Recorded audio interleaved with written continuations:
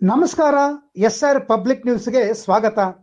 ವಿಜಯನಗರ ಜಿಲ್ಲೆ ಕೊಟ್ಟೂರಿನಲ್ಲಿ ಡಾಕ್ಟರ್ ಬಾಬು ಜಗಜೀವನ್ ರಾಮ್ ಅವರ ಜಯಂತಿಯನ್ನ ಸರಳವಾಗಿ ಆಚರಿಸಲಾಯಿತು. ನಗರದ ತಾಲೂಕು ಕಚೇರಿಯ ಮಹಾತ್ಮ ಗಾಂಧಿ ಸಭಾಂಗಣದಲ್ಲಿ ಉಪ ತಹಶೀಲ್ದಾರ್ ಅವರಾದ ಶ್ರೀಮತಿ ಪ್ರತಿಭಾ ಅವರ ಅಧ್ಯಕ್ಷತೆಯಲ್ಲಿ ಡಾಕ್ಟರ್ ಬಾಬು ಜಗಜೀವನ್ ರಾಮ್ ಅವರ 119ನೇ ಜಯಂತಿಯನ್ನ ಆಚರಿಸಲಾಯಿತು.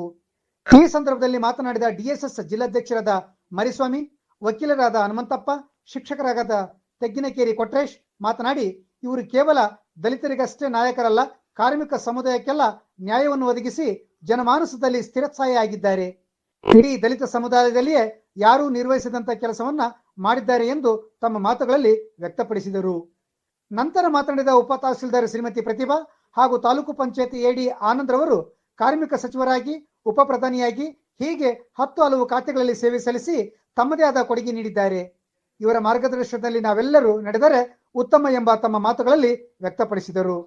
ಇನ್ನುಳಿದಂತೆ ಸಾರ್ವಜನಿಕ ಆಸ್ಪತ್ರೆಯ ಶಿಶು ವೈದ್ಯರಾದ ಡಾಕ್ಟರ್ ಸೋಮಶೇಖರ್, ಸಮಾಜ ಕಲ್ಯಾಣ ಇಲಾಖೆ ವತಿಯಿಂದ ನಿಲಯ ಪಾಲಕರಾದ ಸದಾನಂದಯ್ಯ ಸ್ವಾಮಿ, ವೀರೇಶ್, ಪುಟ್ಟಪ್ಪ, ದಲಿತ ಮುಖಂಡರಾದ ಬುದ್ಧಿ ದುರಿಗೇಶ್, ಶಿವರಾಜ್, ಬೇವೂರು ಕೊಟ್ರೇಶ್, ಗಜಾಪುರ ಕೊಟ್ರೇಶ್, ಕೊಲ್ಲಾರಪ್ಪ ಹಾಗೂ ಶಿಕ್ಷಣ ಇಲಾಖೆಯ ಹಲವು ಶಿಕ್ಷಕರು ಈ ಸಂದರ್ಭದಲ್ಲಿ ಉಪಸ್ಥಿತರಿದ್ದರು.